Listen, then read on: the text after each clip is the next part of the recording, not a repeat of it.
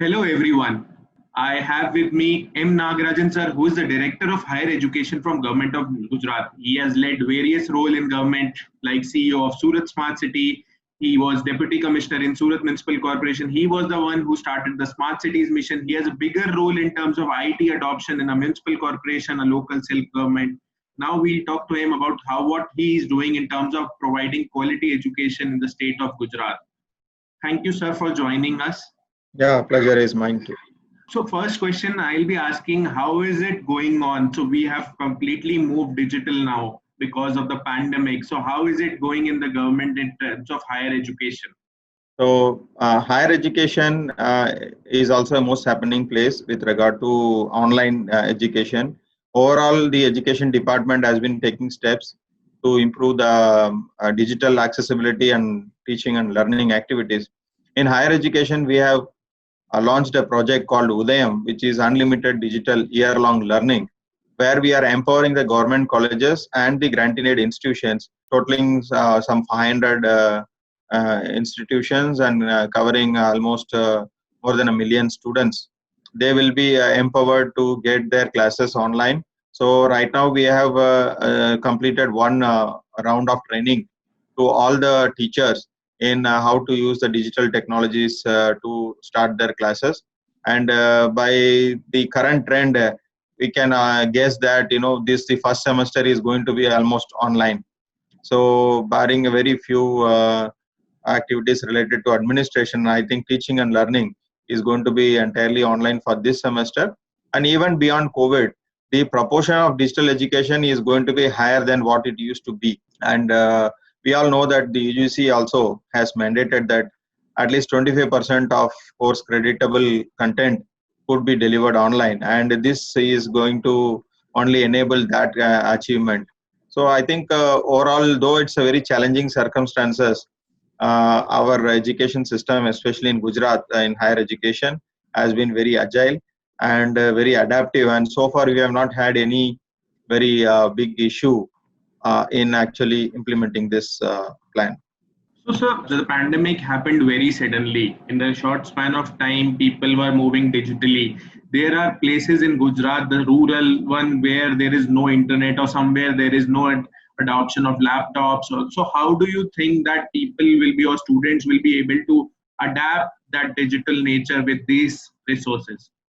So ever since we had technology, connectivity, and all that, we have this problem of rural-urban divide, access divide, and also, even if their access is available, whether the person can actually afford it. So these are fundamental questions of development for our society.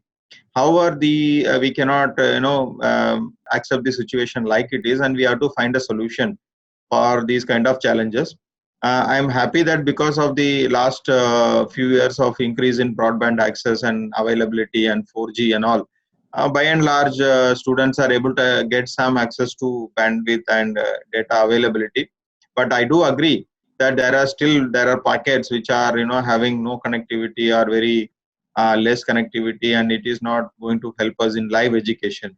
In those circumstances, we are planning to have asynchronous mode of education and assignments and also downloadable lectures which could be downloaded when the student is in a Wi-Fi or connectivity range, and then he can access it at his home. Here it is very relevant to mention that in government of Gujarat has been distributing Namo tablets to all the college students. So right now every student is having an access to a digital device which is at least 8 inches of screen, and it is good for all the educational activity which has been sponsored by the government of Gujarat. And we are doing this every year. So these devices will be now put to good use. And now we are having a Namo application also, which is having a lot of details already in the for the benefit of students. Now within a short time we will be enabling this application to have offline mods also, and complementing this we have Namo Wi-Fi in the college campus. So if the student is going to visit the college say once in a week or 10 days, he will be able to download all the relevant content on his mobile, and that all the content will be managed within this application itself, and his class teacher will be able to curate the kind of content that the student needs to use. So that backend work is now going on. So within a short time, we'll be enabling each and every faculty to actually curate content that could be consumed offline. So an online offline asynchronous model would be a workable solution right now, and in the long term then we can go for live lectures and other things for these challenged areas. So our student who is studying in a higher education college in Gujarat now moves to his jobs. He moves to a new company, and the companies are now moving towards digital. Everything is digital now. The work from home, the digital campaigns, everything. So how do you think that the strategy or the course will be changed in the coming time, where there will be more focus on the digital? What's your view on that? Yeah, I think moving a little bit away from what's happening in Gujarat, if you look at the broad societal trends and also the education and industry trend, there is an increasing acceptability of digital education because we have moved from a teacher-centric teaching learning methodologies to a learner-centric methodology. Self-paced learning has gained acceptance. Online mode of delivery and evaluation frameworks have been matured, and if a person, for example, provides a certificate to you on Coursera or edX platform, you know what is the kind of capability he might be having, because now we are able to relate to the certificate and a certain level of skill set.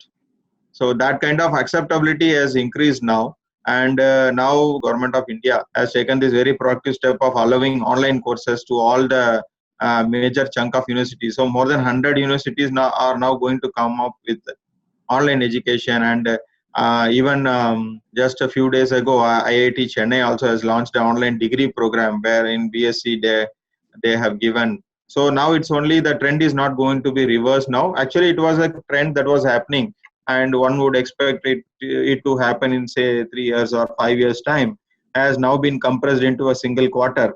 So that is in one way positive side effect of COVID on education, we can say, because the trend was always there, but it has been now accelerated to a very dizzying pace. So I'll talk about emerging technologies now, like AI, ML, blockchain. So how important is these emerging technologies now in terms of higher education, as per you? These are technologies which are going to be virtually applicable in all spheres of life. So higher education, one is that we need to enable all these things into our curriculum.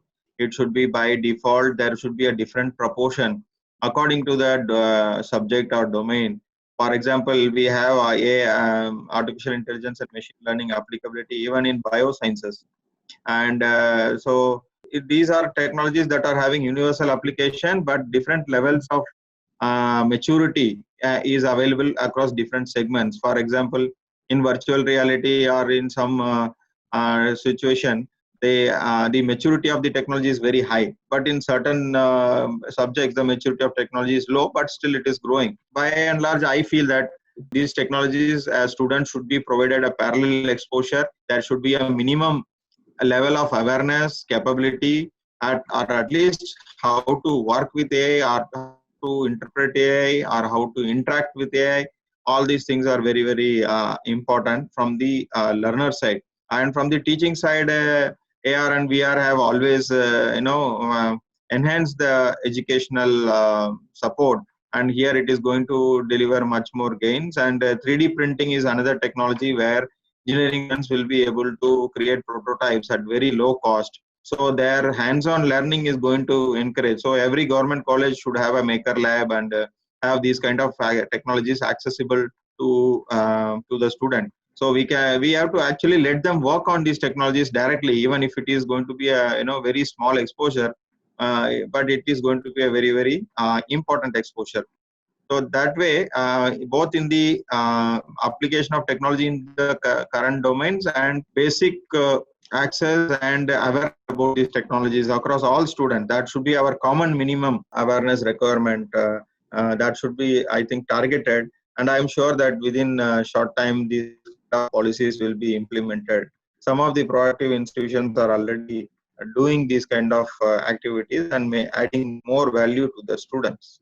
So some of the institutions, education institutions in India have said that they'll not have any face-to-face classes this year. What are the Yeah. plans for government of Gujarat? Where are the colleges going to open or not? What's the plan? Yeah, we are certainly it will be open, but after some time, once this peak and all is done and lockdown is fully opened. But in the meanwhile, I don't think in next 3 months something is going to happen in face-to-face class. And even after that, maybe for an extended period of time, we'll be having a minimal face-to-face classes. We cannot change the culture or avoid the things entirely, but this is a very challenging time. So we need to balance between the pandemic considerations and the educational requirements. So by and large, this is going to be a very challenging year already for all the parents and institutions and the students. Right now, I think it's better to be totally as much as possible on digital, and probably after say 3 months we could slowly move towards having a hybrid model of education.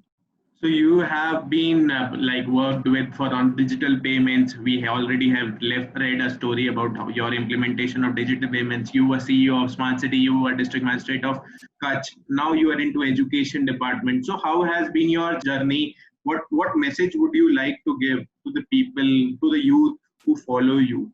Fundamentally, I have always believed that the kind of goals that we want to achieve in our professional life and also in the society could be done better if we use technology. But the point is, technology is not an end, it is only a means to an end. So what technology we are using and why we are using is a very, very conscious question that we have to ask. Just putting or throwing technology or throwing more money at a problem is not going to solve it. Sometimes we have seen that less mature or even a little bit older methodology has proven to be more effective than a very highly digital means. So we have to make a choice that will actually enable our goal achievement or our desired situation, rather than just believing that technology could suddenly deliver the panacea, because ultimately all technology is dependent on what the humans do. So we have to build our teams properly. You may have the best technology, but if your team is not good, then it's not going to deliver well. So I think that technology is one part, but the community and the teamwork and the software in the society, that's our human psychology, is very, very important. So building confidence in the people to use new technologies, creating trust in the new technologies is also going to play a very, very important role.